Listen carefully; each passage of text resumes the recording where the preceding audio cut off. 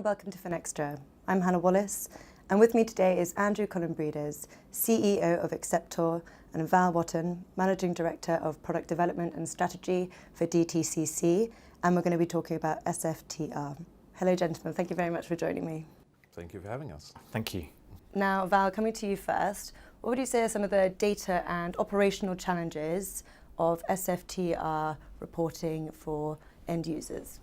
SFTR actually has a significant number of challenges for end users. From a regulation perspective, the amount of data elements that firms have to capture and then report is significant. We're talking about 153 data elements in total. Very similar in the sense of volume to EMIR, which is about 120, but far more than MiFID II, which is more in the range of about 70 to 80 fields themselves. What we're seeing from our analysis is that probably over 40% of those fields aren't readily available or captured within firm systems today. So you're going to have to work out around where that data is held and how do they add that to their current data sets. And not only from a data perspective, but also from an operational processing perspective, what we're seeing is that probably over 60% of processes, post-trade execution, all the way through to reporting are going to be impacted as a result of SFTR. All right, and following on from that then quite nicely, what can firms do in preparation for upcoming compliance obligations? I think the key thing that firms need to do is very much look at how they set up a very structured project plan around SFTR compliance itself. Very much looking at doing an audit of all of their data elements, understanding where those gaps exist, where is that data held, whether it's inside firm systems, whether it's external to those firm systems, and how they're going to source it more broadly. There's also new requirements from a regulation perspective. So for example, firms are going to have to match on a UTI, so a unique transaction identifier. So for firms, it's around the process associated with that, but also how they're going to store that information. Really critical around how you match and pair trades within the trade repository itself. And then even from a data transformation perspective, there's a requirement under SFTR, first time the regulators have put it in place, around actually from an inbound perspective to the trade repositories, you have to submit in ISO 20022.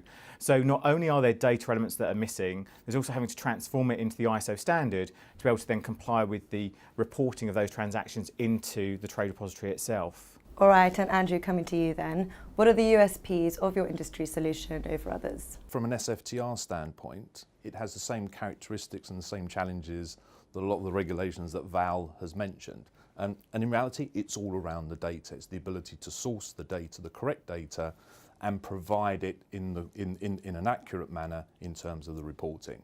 If you look at what the strengths of the Xceptor platform are, it's around the ability to capture any data in any source, in any format. So that means that the end client can actually extract data as is from their existing platforms and pass it through into the service. Has the capability to enrich and transform data.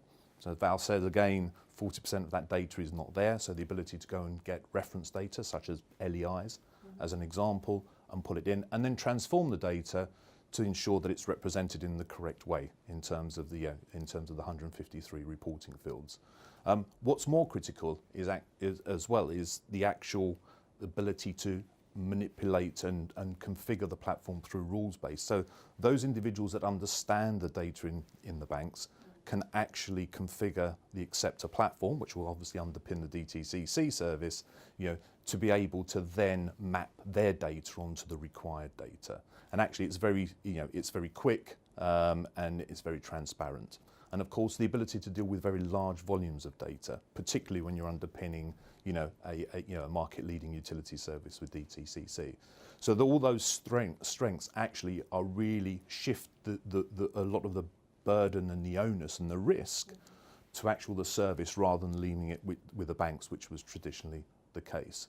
And then you look at how that's operationalised, and perhaps I'll just ask Val to comment on what it means in real terms in terms of that operational service. Yeah, I'll pick up on a couple of points actually. I think the volume piece is a really interesting one because it's a significant amount of volume. It's not only trade volume, it's position volume, it's collateral messaging and also reuse. So actually from a firm's perspective, today very much the industry looks at position, doesn't really look at sort of the individual trade components or all the modifications through the day, but you're going to be required to report those things. So as Andrew says, that's a huge amount of increase in volume more broadly.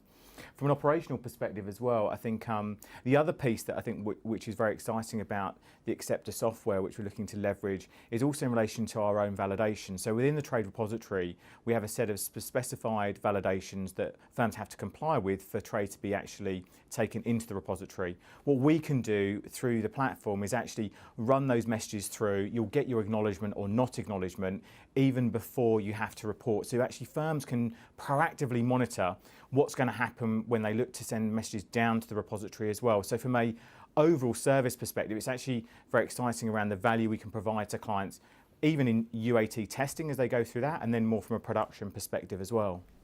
Well, it's certainly an exciting development there. Gentlemen, thank you very much for sharing your insights with me. It's been a pleasure. Thank you.